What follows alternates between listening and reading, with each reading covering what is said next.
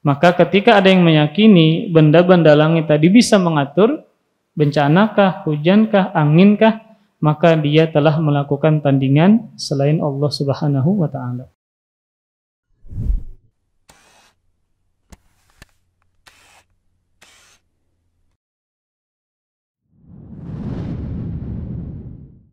Assalamualaikum warahmatullahi wabarakatuh.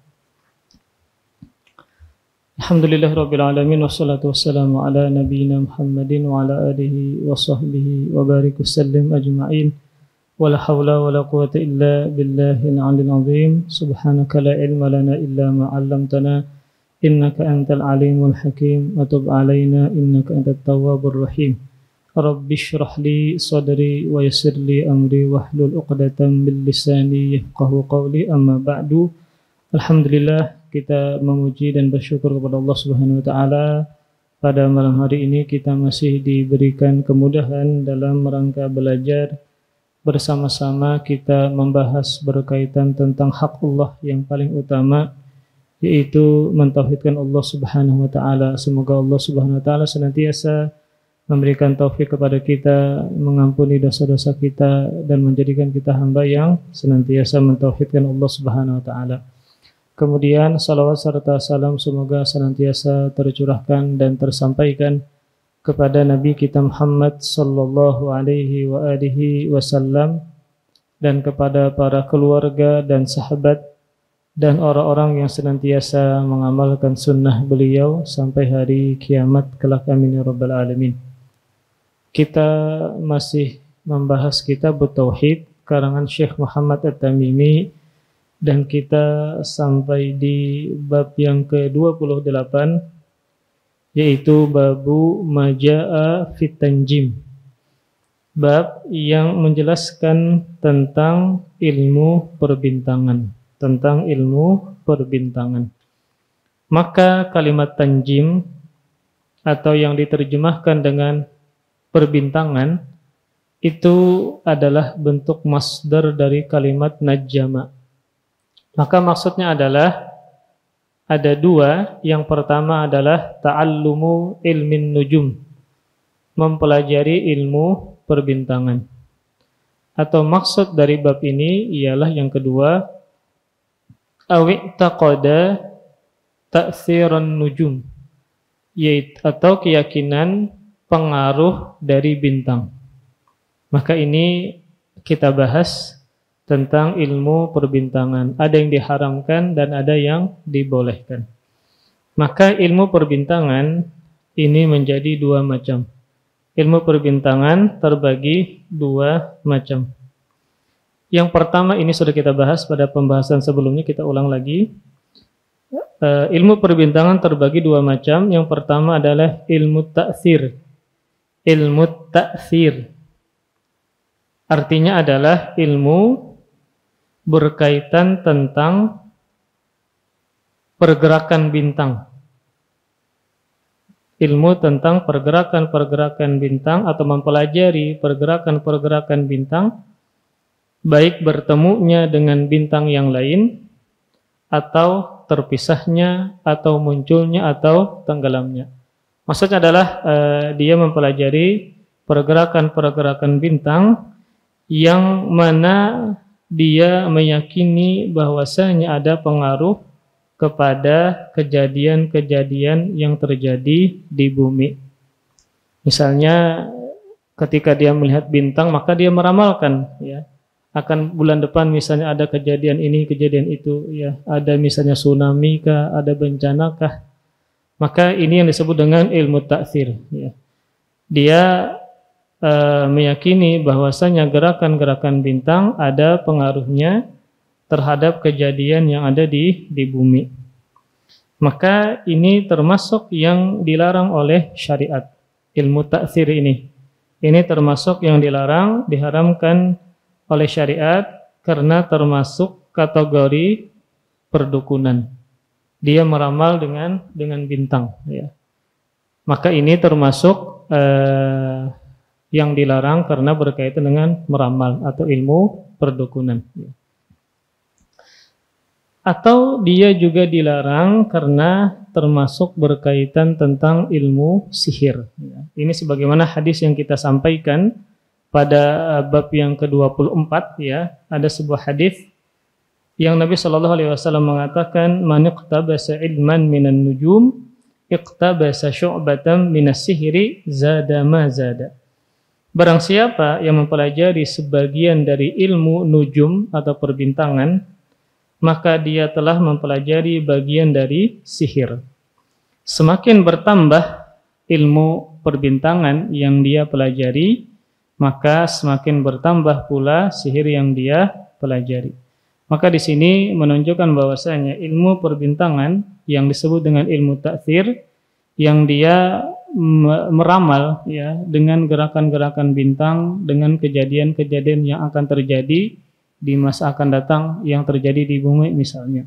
Maka ini tentu dilarang karena berkaitan dengan ilmu dunia ramal dan meramal. Kemudian ilmu ta'thir ini ya berkaitan dengan pergerakan bintang dan seterusnya yang dia meramalkan ya berkaitan dengan kejadian di bumi, maka ini banyak terjadi di tempat kita ya.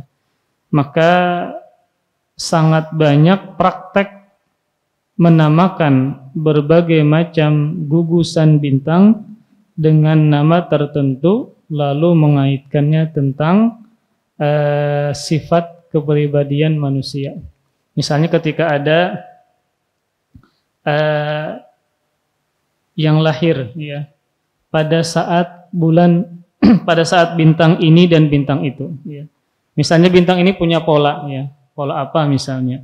Lalu ada seseorang yang lahir pada saat malam tersebut, maka dia diramalkan menjadi anak yang beruntung atau anak yang bahagia. Maka ini tentu adalah kepercayaan yang bisa merusak tauhid. Karena tentu tidak ada kaitannya seseorang yang lahir pada saat bintang tertentu. Maka ini juga bisa menafikan tawakal seseorang kepada Allah Subhanahu wa taala. Maka ini tentu menjadi terlarang, apalagi tidak ada sandarannya ketika meramalkan bintang dengan kelahiran seseorang pada saat bintang-bintang tersebut muncul pada suatu malam. Dan ini tentu berkaitan tentang khurafat juga, yang mana tidak ada kaitannya antara kelahiran seseorang menjadi orang bahagia ketika saat munculnya bintang-bintang tertentu.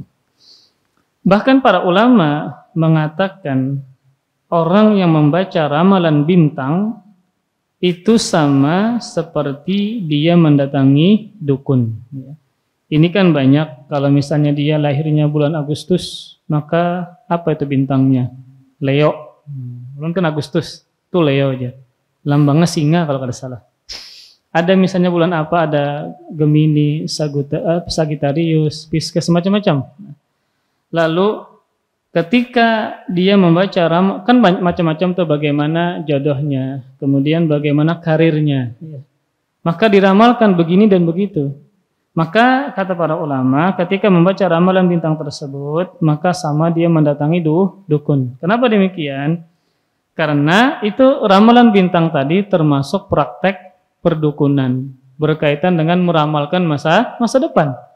Maka masa depan adalah termasuk perkara yang gaib. Tidak boleh seseorang berpatokan bagaimana karirnya, bagaimana jodohnya nanti berpatokan dengan ramalan bintang. Seperti misalnya kalau dia lahir bulan ini maka bintangnya ini. Maka disebutkan bagaimana karirnya, jodohnya, kesuksesannya dan seterusnya.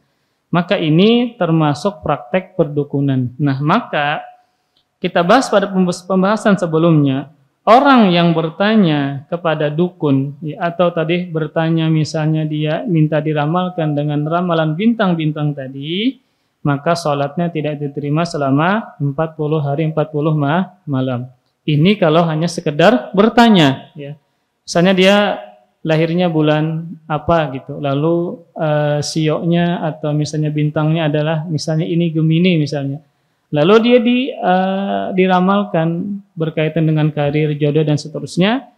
Ketika dia bertanya, maka dia tidak diterima sholatnya selama 40 hari 40 malam. Kalau seandainya dia membenarkan yang diramalkan tentang bintangnya tadi, nah kalau dia membenarkan dalam hadis yang sudah kita bahas, maka dia telah kufur terhadap apa yang diturunkan kepada Muhammad. Apa maksudnya? Dia kufur kepada Al-Quran. Karena berkaitan dengan meramalkan masa depan adalah perkara yang gaib, maka tidak ada yang mengetahui kecuali Allah Subhanahu wa taala. Maka dalam Al-Quran Allah menyatakan tidak ada yang mengetahui perkara gaib kecuali Allah Subhanahu wa taala. Ketika dia membenarkan ada seseorang yang bisa meramalkan tentang masa depan dia, berkaitan karirnya kah, jodohnya kah, rizkinya kah, maka dia telah kufur terhadap Al-Quran yang menyatakan tidak ada yang mengetahui perkara gaib kecuali Allah Subhanahu wa taala. Kemudian, keyakinan manusia terhadap bintang-bintang terbagi dua bagian. Yang pertama, yang mana keyakinan terhadap bintang ini, yang menjadi dua bagian ini semuanya adalah diharamkan dan kesyirikan. Keyakinan yang pertama, meyakini bahwa bintang atau benda langit seperti bulankah, mataharikah memiliki kehendak. Memiliki apa? Kehendak. Yang mana benda-benda langit ini memiliki kehendak untuk mengatur. Ya. Misalnya dia meyakini ada bintang tertentu muncul, lalu dia meyakini bahwasanya ketika bintang ini muncul maka dia berkehendak untuk menurunkan hujan. Nah, maka berarti dia meyakini ada yang mengatur hujan selain Allah Subhanahu wa taala, yaitu bintang tadi. Maka seperti ini berarti apa? Dia membuat tandingan selain Allah. Yang hanya mengatur alam semesta termasuk hujan hanya Allah Subhanahu wa taala. Ketika dia meyakini benda langit, entah matahari kah, bulan kah, bintang kah, dia meyakini bahwa bintang ini memiliki kehendak untuk menurunkan hujan, ya, maka dia telah melakukan kesyirikan kepada Allah Subhanahu wa taala. Kenapa? Karena yang Maha mengatur hanya Allah Subhanahu wa taala. Maka dalam Al-Qur'an Allah menyatakan wasyamsa wal qamara wan nujuma musakhkharatin bi amrih.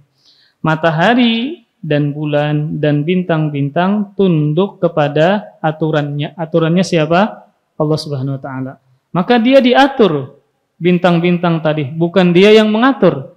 Dia bukan mengatur hujan kah, bencana kah, gempa kah, tsunami kah, dan seterusnya. Maka ketika ada yang meyakini benda-benda langit tadi bisa mengatur bencana kah, hujan kah, angin kah, maka dia telah melakukan tandingan selain Allah Subhanahu wa taala. Kemudian yang kedua, keyakinan manusia terhadap bintang-bintang, meyakini bintang atau benda langit tersebut hanyalah sebagai sebab saja, ya, yang Allah jadikan sebagai petunjuk untuk menentukan peristiwa-peristiwa di bumi. Kalau yang pertama tadi kan dia meyakini memang bintang itulah yang memiliki kehendak untuk menurunkan hujan misalnya. Maka ini adalah melakukan kesyirikan kepada Allah karena melakukan tandingan selain Allah. Karena yang Maha mengatur hanyalah Allah Subhanahu wa taala. Kemudian yang kedua, keyakinan terhadap bintang tadi hanya sebagai sebab saja. Hanya sebagai sebab saja. Misalnya dia meyakini turunnya hujan karena adanya bintang, ada suatu bintang. Tetap yang menurunkan Allah, tetapi disebabkan oleh bintang. Maka ini juga kategorinya adalah syirik besar. Syirik besar. Kenapa demikian? Karena meyakini bintang-bintang tersebut memiliki pengaruh tentang peristiwa-peristiwa terjadi yang ada di bumi. Yaitu dia menyebabkan turunnya hujan misalnya. Maka ini juga kategorinya adalah syirik besar. Bahkan Allah tidak menetapkan misalnya hujan disebabkan karena bintang. Atau misalnya adanya bencana alam disebabkan karena bintang. Maka ketika dia meyakini demikian berarti dia meyakini ada pengaruh pada bintang-bintang tersebut sekalipun hanya sebatas sebab saja. Maka dua-dua keyakinan ini dia adalah kategorinya syirik besar. Yang pertama, bintang tadi memiliki kehendak untuk menurunkan hujan misalnya, maka tidak boleh karena yang mengatur hanya Allah Subhanahu wa taala.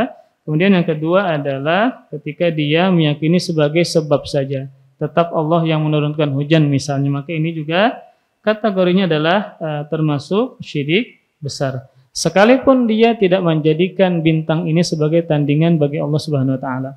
Tetapi karena dia meyakini bintang tersebut memiliki pengaruh tentang kejadian di masa depan. Misalnya ketika dia meramalkan bintang ini ada sebuah bintang, misalnya warnanya apa, ya, lalu disebut namanya bintang ini. Lalu ketika dia mengatakan ini sebab nanti akan terjadi hujan. Nah, ini salahnya di mana? Berarti kan dia meramalkan masa depan dengan bintang tadi. Walaupun hanya sebatas sebab saja, maka tidak boleh. Kenapa demikian? Karena dia meramalkan dengan sebab bintang tadi terhadap kejadian masa depan. Sedangkan masa depan hanya Allah Subhanahu wa taala yang mengetahui. Sehingga ini juga kategorinya adalah syirik besar. Kemudian yang kedua disebut dengan ilmu taisir. Tadi ulun menyebutkan ilmu perbintangan ada dua. Yang pertama taksir, yang kedua adalah tasyir. Ya. Taksir dan tasyir. Coba ulun hendak menulis papan tulis, ada spidolnya. Minta tolong. Bismillah. Ya. Ini ilmu nujum ya, atau perbintangan.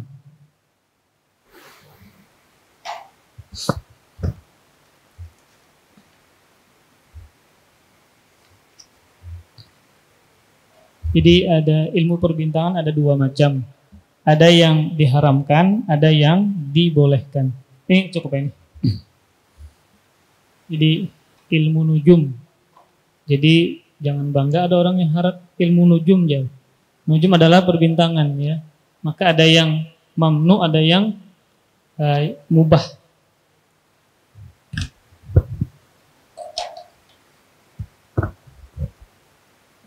Nah.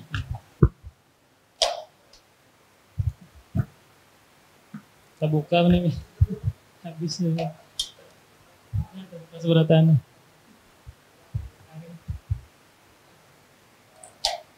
Kemarau jarang hujan bang, jadi kering juga anunya tintanya.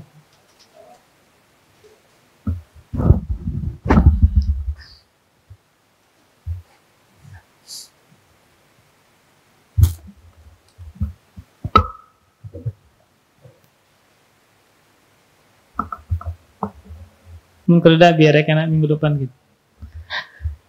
Jadi ilmu nujum atau perbintangan ada dua ya. Yang pertama itu mamnu, dilarang. Itu disebut dengan istilah ilmu taksir. Taksir itu secara bahasa artinya adalah mempengaruhi. Maksudnya adalah gerakan, dia meyakini gerakan-gerakan bintang atau benda-benda langit mempengaruhi kejadian di alam semesta atau di bumi. Misal ketika ada yang meyakini suatu bintang itu muncul, ya, lalu bintang ini dia meyakini akan mempengaruhi kejadian di masa akan datang. Maukah?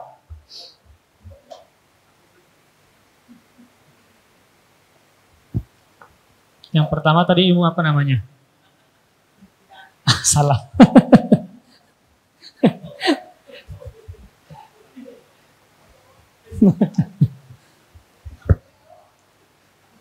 Ilmu nujum.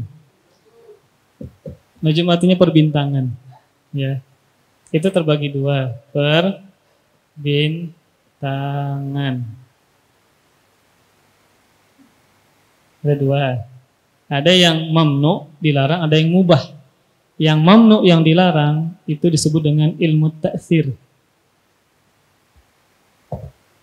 Taksirun. Nah, taksir. Taksir itu secara bahasa artinya mempengaruhi. Maksudnya dia meyakini bintang atau benda langit mempengaruhi kejadian di alam semesta atau kejadian di bumi. Misal ketika dia melihat suatu bintang, lalu dia meramalkan bahwa akan terjadi begini dan begitu. Maka ini dilarang. Kenapa? Karena tadi berkaitan dengan meramalkan masa depan. Entah nanti akan ada misalnya bencana kah atau hujan kah atau apakah, maka ini tentu dilarang. Nah, dan ini terbagi dua. Keyakinan ilmu taksir ini tadi terbagi dua. Yang pertama, dia meyakini bahwa bintang ini punya kehendak. Punya kehendak. Bintang punya kehendak untuk mengatur. Kehendak untuk mengatur. Misal ketika dia melihat bintang, lalu dia meyakini bahwasanya bintang ini punya kehendak untuk mengatur hujan. Maka ini syirik besar. Karena yang maha mengatur, termasuk hujan adalah hanya Allah Subhanahu wa ta'ala. Hanya Allah Subhanahu wa ta'ala. Kemudian yang kedua, lihatlah yang di samping dulu.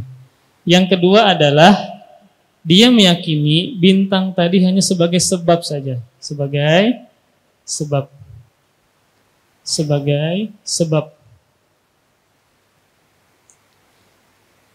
Tetap yang berkehendak hanya Allah Subhanahu wa taala.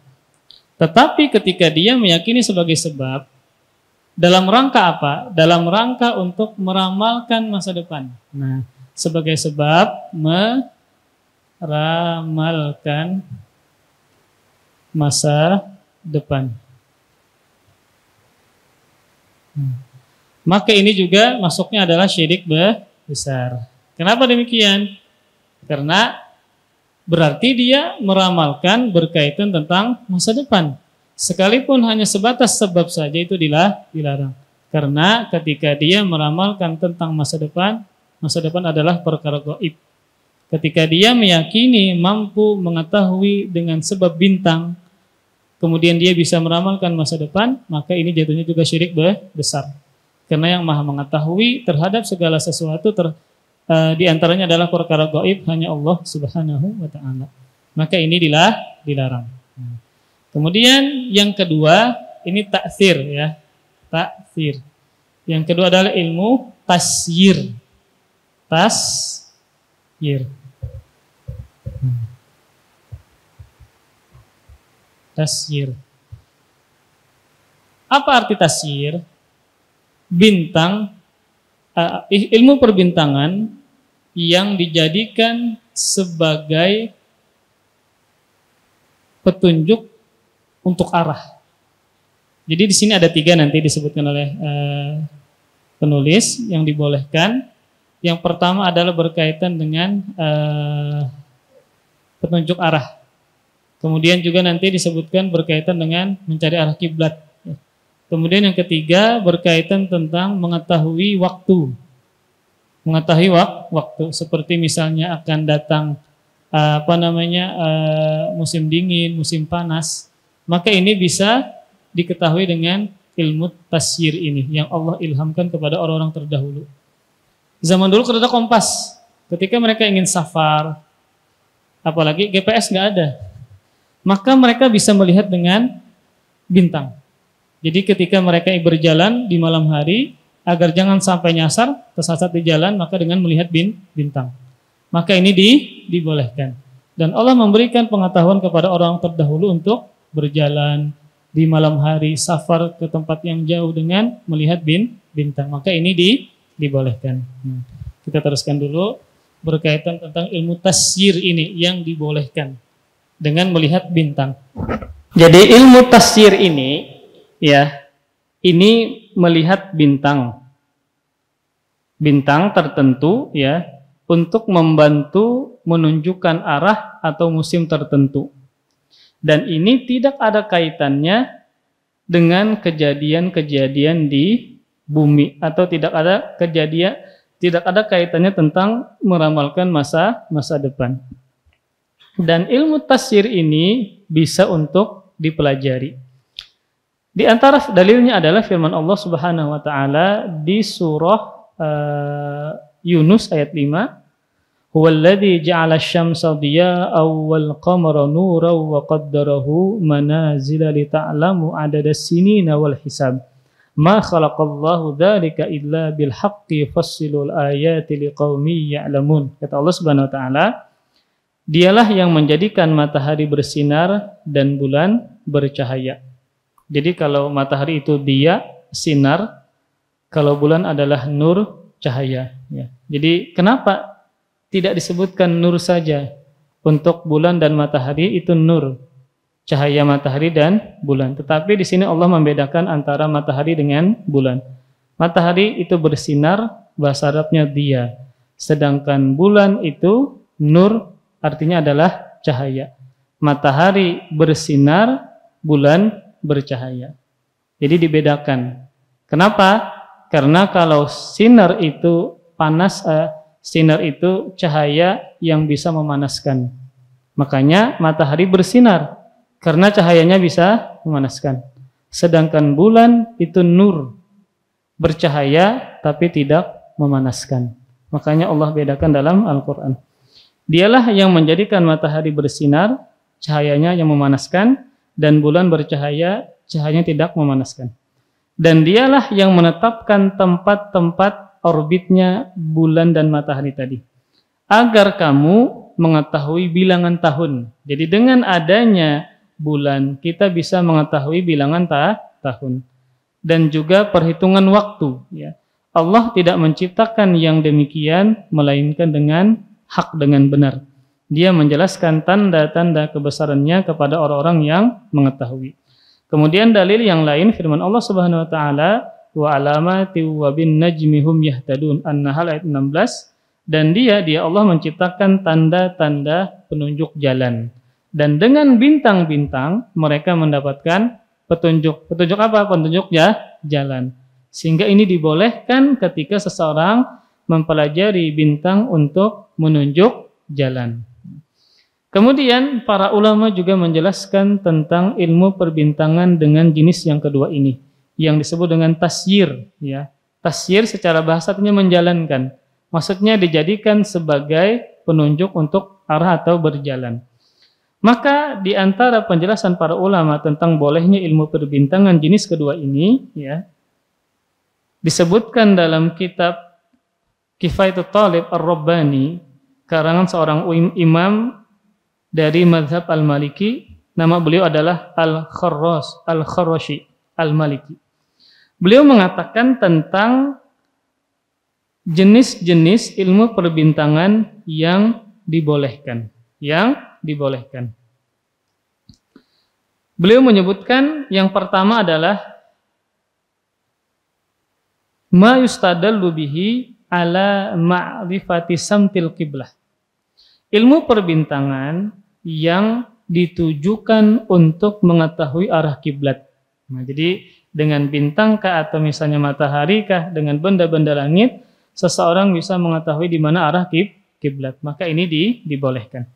Yang kedua kata beliau, wathanihima ma yustadallu bihi ala ma'rifati ajza'il laili. Ilmu perbintangan yang ditujukan untuk mengetahui bagian-bagian waktu malam. Kata beliau, yakni seberapa malam yang sudah berlalu dan seberapa malam dari malam yang masih tersisa. Ini tanggal berapa nih? Ya, maka bisa mengetahui dengan bintang atau bulan, dengan benda-benda langit. Jenis ketiga yang dibolehkan juga kata beliau adalah qismun tsalisun jaizun wa huwa an-nadharu fima yuhtada bihi fis sair. Ilmu perbintangan yang ditujukan untuk mengetahui arah saat di perjalanan. Ada tiga yang beliau sebutkan. Yang pertama, mengetahui arah kiblat. Yang kedua, untuk mengetahui bagian-bagian waktu malam. Ini berapa malam yang sudah berlalu, berapa malam yang masih tersisa. Menentukan tanggal. Ya. Kemudian yang berikutnya adalah ilmu perbintangan untuk mengetahui arah saat di tengah perjalanan. Maka ini dibolehkan. Kemudian kita baca matan dari Kitab Tauhid. Ini tadi baru muqaddimah yang ulun sampaikan. Penulis mengatakan langsung mengutip perkataan Imam Al-Bukhari. Qala Al-Bukhari fi sahihihi qala Qatadah khalaqallahu hadhihi an-nujuma li thalathin. Zinatan lis-sama wa rujuman lisyayatin wa alamatin yuhtada biha faman ta'awwala fiha ghairu dzalik akhta'a wa ada'a nasibahu wa takallafa ma la ilma lahu bihi intaha. Penulis mengatakan Imam Bukhari rahimahullah ta'ala meriwayatkan dalam kitab sahihnya dari Imam Qatadah bin Da'amah As-Sadusi. Imam Qatadah adalah seorang tabi'in, beliau adalah seorang muridnya Anas bin Malik dan beliau adalah orang yang buta. Tetapi tidak menghalanginya menjadi ulama yang sangat terkenal dari sisi berbagai macam ilmu, terlebih adalah ilmu periwayatan hadis. Imam Qatadah mengatakan Allah menciptakan bintang-bintang ini untuk tiga tujuan. Yang pertama adalah sebagai hiasan di langit. Jadi Allah menciptakan bintang fungsinya apa? Satu, kata Imam Qatadah, untuk hiasan di langit. Jadi kalau pian malam hendak memasakan, menggoreng apa, kentang kah, bebanaman macam-macam, pas di atas rumah pian ada apa, beranda. Pas lagi tengah bulan Hijriah itu lagi terang-terangnya bulan, bintang sangat bagus ya. Maka memang benar bahwa fungsi dari bintang ini adalah hiasan di langit. Itu yang pertama. Kemudian yang kedua, kata Imam Qatadah, rujuman lisyayatin, sebagai alat pelempar syaitan. Jadi syaitan ketika ingin mencuri berita dari langit, maka dengan percikan bintang, dilemparkan dengan percikan bintang. Yang ketiga, dan sebagai tanda untuk petunjuk apa? Arah orang berjalan di tengah malam atau petunjuk waktu. Maka dengan adanya bintang. Kemudian kata beliau, maka barang siapa yang berpendapat ada tujuan lain selain tiga ini, maka dia telah melakukan kesalahan. Tujuannya apa? Misalnya adanya bintang untuk meramal, berarti salah. Kata beliau dibolehkan, kata beliau bahwasanya tujuan Allah menciptakan bintang ada tiga. Yang pertama adalah hiasan di langit, yang kedua sebagai alat melempar untuk syaitan, yang ketiga adalah sebagai tanda untuk petunjuk arah atau petunjuk waktu. Nah, kalau ada orang yang berpendapat tujuannya bukan dari yang tiga tadi, maka dia melakukan kesalahan dan menyia-nyiakan usahanya serta membebani dirinya dengan hal yang di luar batas pengetahuannya. Jadi beliau membatasi bahwasanya Allah menciptakan bintang tujuannya cuma tiga. Yang pertama adalah hiasan di langit, yang kedua sebagai alat melempar syaitan, yang ketiga adalah sebagai tanda untuk petunjuk arah atau waktu.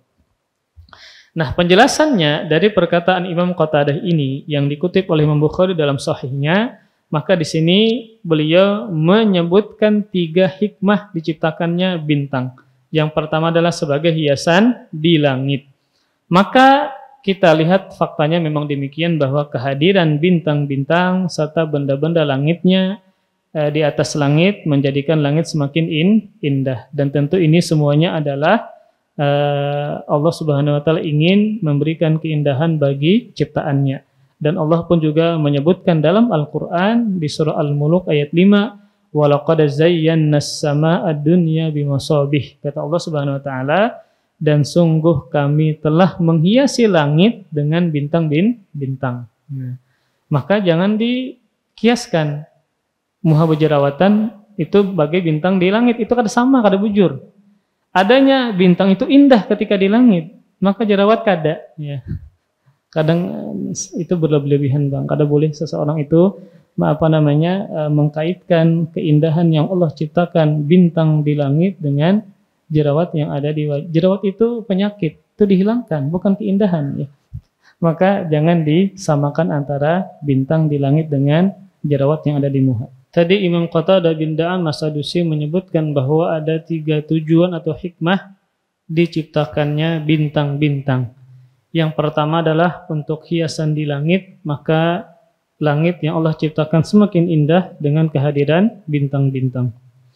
Kemudian yang kedua adalah sebagai pelempar untuk syaitan. Jadi Allah melemparkan syaitan yang mencuri berita dari langit dengan serpihan-serpihan bintang.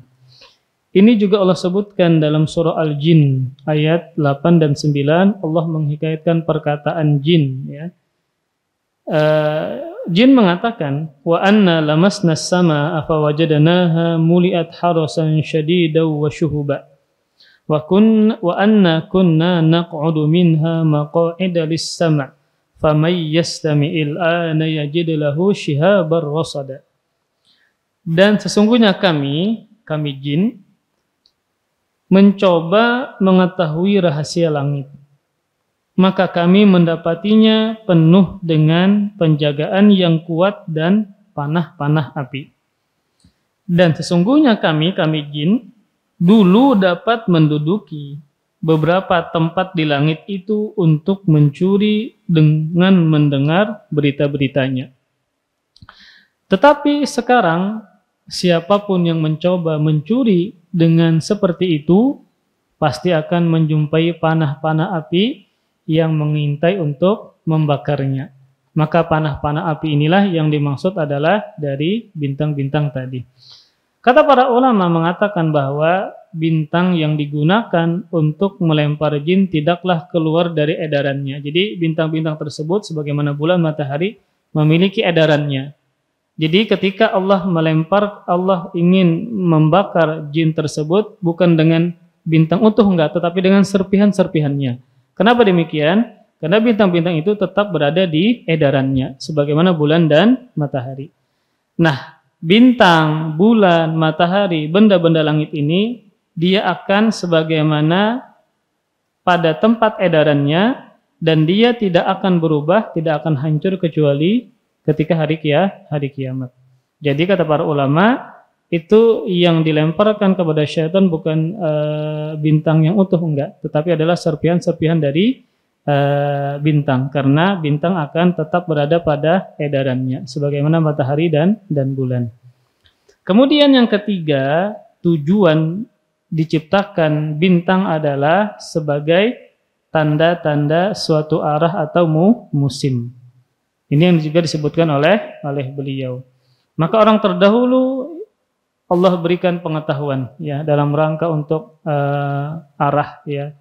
Arah untuk kemana misalnya. Apalagi kebiasaan orang-orang Quraisy itu adalah safar ya, berdagang dari Mekah ke Yaman, dari Mekah ke Syam. Itu antar negara. Maka zaman dulu kalau ada kompas apalagi GPS, maka bagaimana cara mereka agar bisa ke tempat tujuan? Maka di antaranya adalah dengan melihat arah, melihat kepada bintang ya. Sehingga mereka bisa tidak nyasar, kemudian selamat sampai tujuan. Maka kata Allah Subhanahu wa taala dalam Al-Qur'an, wa alamati wa bin najmi hum yahtadun. Dan tanda-tanda yang Allah berikan di muka bumi dan dengan bintang-bintang mereka menjadikannya sebagai petunjuk. Nah, perkataan Imam Qatadah ini dinukil oleh Imam Bukhari, sebenarnya ini tidak lengkap, hanya potongan kata dari beliau saja. Adapun lengkapnya perkataan Imam Qatadah adalah lanjutan dari perkataan tadi, wa inna unasan jahalatan bi amrillahi ta'ala qad ahdatsu fi hadhihi nujum kihanatan. Kata beliau, dan sesungguhnya ada sekelompok orang yang tidak mengerti syariat Allah Subhanahu wa taala telah membuat ilmu perdukunan dengan bintang-bintang ini. Jadi mereka akhirnya ada orang jahil yang mengaku bisa meramalkan tentang kejadian di masa depan, entah bencana ke apakah, dengan bintang-bintang tersebut. Maka sehingga ini sudah keluar dari hikmah penciptaannya bintang. Maka ini menunjukkan bahwasanya ilmu perdukunan ini dengan bintang tadi ini sudah rami, sudah ada, sudah banyak sejak zaman tabi'in. Kenapa? Karena Imam Qatadah itu adalah generasi tabi'in yang berguru dengan para sahabat. Dan ilmu nujum ini, perbintangan dengan meramal bintang ini sudah rami, sudah banyak di zaman beliau. Maka tentu terlebih di zaman sekarang yang bermacam-macam dikemas dengan program TV ini dan itu, dengan kartukah, dengan inikah, semakin canggih yang intinya adalah hukumnya haram, dosa besar, syirik besar, berkaitan dengan mengaku bisa meramalkan masa depan dengan bintang. Kemudian setelahnya penulis menyebutkan perselisihan dari para ulama tentang peredaran bulan. Ya, ini juga termasuk kategori benda langit. Penulis mengatakan wa kariha Qatadah ta'alluma manazilil qamar wa lam yurakhis Ibnu Uyainah fihi dzakarahu harbun anhuma wa rakhasa fi ta'allumil manazil Ahmadu wa Ishaq. Terkait hukum mempelajari tata letak peredaran bulan, menurut Imam Qatadah hukumnya makruh mempelajari tata letak peredaran bulan untuk manfaat tertentu. Hukumnya kata beliau adalah makruh. Kemudian Imam Sufyan bin Uyainah tidak membolehkannya, seperti yang dinukilkan oleh Imam Harb dari mereka berdua. Jadi Imam Harbun ini menukilkan dari Qatadah hukumnya makruh. Dari Imam Sufyan bin Uyainah, beliau bahkan tidak membolehkan sama sekali. Akan tetapi Imam Ahmad dan Ishaq bin Rahuyah memberikan rukhsah keringanan terkait hal tersebut. Jadi dua tidak membolehkan, yang pertama mengatakan makruh, yang kedua membolehkan, yaitu Imam Ahmad dan Imam Ishaq bin Rahuyah boleh mempelajari letak peredaran bulan dalam rangka di dalamnya ada manfaat dan maslahat. Maka ada dua pendapat di kalangan para ulama tentang mempelajari ilmu perbintangan, termasuk di dalamnya adalah benda langit seperti bulan. Maka sebagian ulama tidak membolehkan mempelajarinya sama sekali. Apa alasannya? Alasannya adalah menutup celah-celah kesyirikan dan perdukunan. Bisa jadi ada sebagian orang awam yang mana sebenarnya ilmu ini bermanfaat, berkaitan dengan misalnya tadi berkaitan mencari jalan, petunjuk arah, ya. Maka sebagian orang bisa meyakini bahwasanya bintang ini atau bulan ini memang memberikan pengaruh, ya. Maka akhirnya bisa terjerumus ke dalam kesyirikan, ya.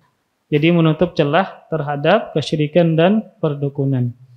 Kemudian pendapat yang kedua, mempelajari ilmu perbintangan, ya, maka ini dibolehkan, ya, jika ada manfaatnya, baik manfaat dari sisi dunia sebagai penunjuk arah atau manfaat untuk agama seperti mencari arah kiblat, ya, maka ini dibolehkan. Yang berpendapat adalah Imam Sufyan bin Uyainah dan Imam Ishaq bin Rahuyah, yang mana kedua ulama ini selevel dengan Imam Syafi'i dan Imam Ahmad, sama-sama ahli fikih, ya. Tetapi bedanya adalah kalau Imam Ahmad dan Imam Syafi'i madhabnya kekal sampai sekarang. Di antara alasannya adalah karena ada kitab yang beliau karang atau ada murid-muridnya yang mengarang kitab madhab imamnya. Ini berbeda dengan madhabnya Imam Sufyan bin Uyainah, madhabnya Imam Ishaq bin Rahuyah. Tidak ada kitab yang sampai dengan kita dari madhab mereka, atau tidak adanya para murid mereka yang mengumpulkan madhab dalam sebuah kitab mereka, sehingga yang masyhur, yang terkenal sampai dengan kita adalah diantaranya Imam Ahmad dan Imam Syafi'i. Kemudian ini penulis ingin menyebutkan tentang perbedaan para ulama berkaitan tentang ilmu perbintangan tadi, ya. Maka ada yang membolehkan dan ada yang tidak membolehkan. Maka walau alam bisawab, ya, Syekh Muhammad bin Shalih Al-Utsaimin beliau membolehkan ilmu yang seperti ini karena bermanfaat, entah berkaitan tentang mencari arah, ya, dalam rangka safar misalnya, maka dalam Al-Qur'an Allah juga menyebutkan demikian, atau berkaitan dengan mencari arah kiblat, maka juga bermanfaat, sehingga ini dibolehkan. Kemudian setelahnya penulis membawakan dalil sabda Rasulullah SAW sebagai penutup dari bab ini.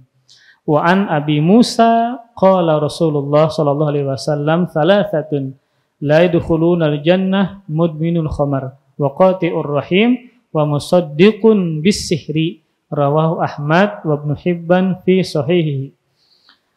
Sahabat Abu Musa al-Asy'ari mengatakan Rasulullah sallallahu alaihi wasallam bersabda, 3 orang yang tidak akan masuk surga. Yang pertama adalah pecandu khamar atau minuman keras. Yang kedua, tanggung kita habiskan. Yang kedua adalah orang yang memutus tali silaturahim. Yang ketiga, orang yang membenarkan sihir. Hadis ini diriwayatkan oleh Imam Ahmad dan Ibnu Hibban dalam kitab sahihnya. Kemudian hadis ini belum sempurna. Adapun kelanjutannya, maka kata Rasulullah sallallahu alaihi wasallam, "Wa man mata mudminan lil khamri saqahu Allahu azza wa jalla min nahril ghutah." Barang siapa yang mati dalam keadaan kecanduan khamar atau minuman keras, ya, ketika mabuk-mabukan mati imbahnya. Nah, karena meminum khamar oplosan, campur spiritus, biogesik, banyu tapai, mabuk misalnya. Nah, imbahnya mati. Maka ketika dia mati dalam rangka kecanduan minum khamar tadi, maka Allah azza wa jalla akan memberinya minum dari sungai Gutoh. Kemudian sahabat bertanya, apa itu sungai Gutoh? Maka Nabi sallallahu alaihi wasallam menjawab, nahrun yajri min furujil mumisat yu'dhi ahlan nar rihu furujihim. Apa yang dimaksud dengan sungai Gutoh yang diminum oleh pecandu khamar? Kata Nabi SAW, sungai yang airnya mengalir dari kemaluan para wanita pezina, yang bau kemaluan tersebut menyiksa para penduduk neraka. Nah, ini subhanallah luar biasa. Allah ancam dengan ancaman yang khusus, itu menunjukkan bahwasanya minum khamar adalah dosa besar. Kemudian para ikhwas sekalian, maka di sini Nabi menyebutkan tentang 3 orang yang terancam masuk ke dalam neraka, yang tidak akan masuk ke dalam surga. Yang pertama adalah pecandu khamar, yang kedua pemutus silaturahim, yang ketiga adalah orang yang membenarkan sihir. Maka poinnya adalah yang ketiga, yaitu adalah membenarkan sihir. Maka ilmu perbintangan bagian daripada sihir. Ini sebagaimana sabda Nabi SAW, hadis yang dikeluarkan oleh Abu Dawud, man iqtabasa ilman minan nujum iqtabasa syu'batan minas sihri zada ma zada. Barang siapa yang mempelajari sebagian dari ilmu perbintangan, maka dia telah mempelajari bagian dari sihir. Semakin bertambah ilmu yang dia pelajari, semakin bertambah sihir yang dia pelajari. Karena sama-sama apa tadi? Berkaitan dengan kesyirikan. Kalau biasanya ilmu perbintangan itu lebih mengarah kepada ramal-meramal masa depan, maka juga keluar dari Islam. Sebagaimana sihir yang mana dia minta bantuan kepada syaitan, dan ketika meminta bantuan kepada syaitan tidak gratis. Pasti syaitan mempersyaratkan hal-hal yang merusak akidah, ya. Seperti tadi menghinakan Al-Quran, ya, menghinakan ajaran-ajaran Islam, sehingga dia keluar dari Islam. Maka ulun tidak membahas tentang kecanduan khamar, memutus tali silaturahim, tetapi poin adalah yang ketiga, bahwasanya di antara ilmu perbintangan ada jenis sihir, sehingga diharamkan oleh Allah Subhanahu wa taala dan termasuk dosa syirik besar. Kemudian kandungan dari bab ini yang pertama adalah penulis mengatakan al-hikmah min khalqin nujum. Hikmah diciptakannya bintang-bintang, sebagaimana penulis mengutip perkataan salah satu generasi salafus saleh Imam Qatadah, ada 3 diciptakannya bintang. Fungsinya yang pertama tadi adalah sebagai hiasan langit. Yang kedua adalah sebagai apa? Sebagai merajam atau sebagai alat untuk melempar syaitan. Kemudian yang ketiga apa? Tadi ingat dulu nah. Yang ketiga adalah, atau yang kedua? Yang ketiga adalah sebagai tanda-tanda suatu arah atau musim. Hiasan di langit sebagai alat melempar syaitan. Yang ketiga adalah sebagai tanda suatu arah. Kemudian yang kedua, kandungannya ar-raddu ala man za'ama ghairu dzalik. Bantahan terhadap orang yang mempunyai pendapat fungsi selain 3 fungsi ini. Maka ini tidak dibenarkan. Jadi ketika ada misalnya mengatakan fungsi bintang dari 3 ini, maka itu tertolak. Kemudian yang ketiga, zikrul khilaf fi ta'allumil manazil. Adanya khilaf pendapat dari kalangan ulama tentang hukum mempelajari tata letak peredaran bulan atau ilmu perbintangan tadi. Ada yang membolehkan dan ada yang melarang. Nah, dibolehkan ketika itu memang bermanfaat dan disebutkan dalam dalilnya. Misalnya tadi ketika dalam rangka menunjuk arah atau dalam rangka mencari arah kiblat, maka ini dibolehkan. Kemudian yang keempat, al-wa'id fi man saddaqa bi syai'in minas sihri walau arafa annahu batil. Ancaman yang keras bagi orang yang percaya kepada sihir, sekalipun dia mengetahui akan kebatilan yang dia benarkan tadi. Misalnya dia membenarkan suatu praktek sihir, ya. Padahal dia tahu itu adalah salah, tapi dia benarkan. Maka ancamannya adalah dia tidak akan masuk ke dalam surga. Karena ini berkaitan tentang akidah, bisa merusak tauhid dia kepada Allah Subhanahu wa taala. Wallahu a'lam bishawab. Kita sudah menyelesaikan berkaitan tentang masalah ilmu perbintangan. Yang intinya tadi adalah dua di sini yang ulun tuliskan. Ilmu perbintangan ada dua macam, ada ta'thir dan tasyir. Ta'thir itu adalah mempengaruhi. Maksudnya adalah dia meyakini bahwasanya bintang ini mempengaruhi adanya suatu peristiwa di bumi. Entah dia misalnya bintang punya kehendak untuk mengatur. Misalnya dia meyakini bintang ini ketika dia muncul, maka dia bisa membuat hujan. Maka yang menciptakan, yang mengatur hanya Allah Subhanahu wa taala. Ketika dia meyakini bintang itu bisa mengatur, maka dia melakukan kesyirikan kepada Allah. Atau dia meyakini bahwasanya bintang itu sebagai sebab saja, tetapi sebab untuk meramalkan masa depan. Tetapi Allah yang berkehendak. Tetapi dia mengatakan itu sebagai sebab yang bisa meramalkan masa depan. Misalnya ketika dia melihat bintang, ini nanti bakalan terjadi ada misalnya tsunami. Nah, ini sebab bakalan ada terjadi tsunami. Tapi ini juga kehendak Allah, Bang, ujarnya. Maka ini juga tetap tidak boleh. Kenapa? Karena dia meramalkan masa depan yang tidak ada kaitannya sama sekali berkaitan tentang bintang tadi. Maka ini juga tidak dibolehkan karena yang Maha mengetahui perkara gaib hanya Allah Subhanahu wa taala. Kemudian yang kedua, ini dibolehkan tasyir.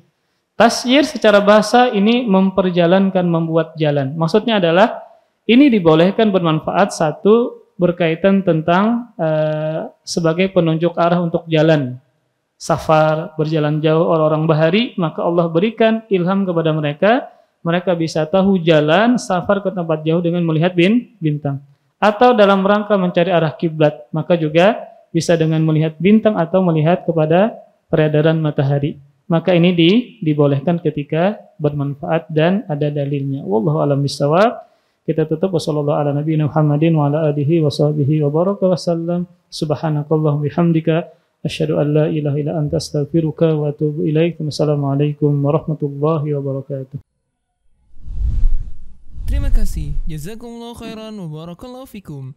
Video ini dibuat atas partisipasi dari donasi Anda. Semoga menjadi amal jariah bagi Anda semuanya.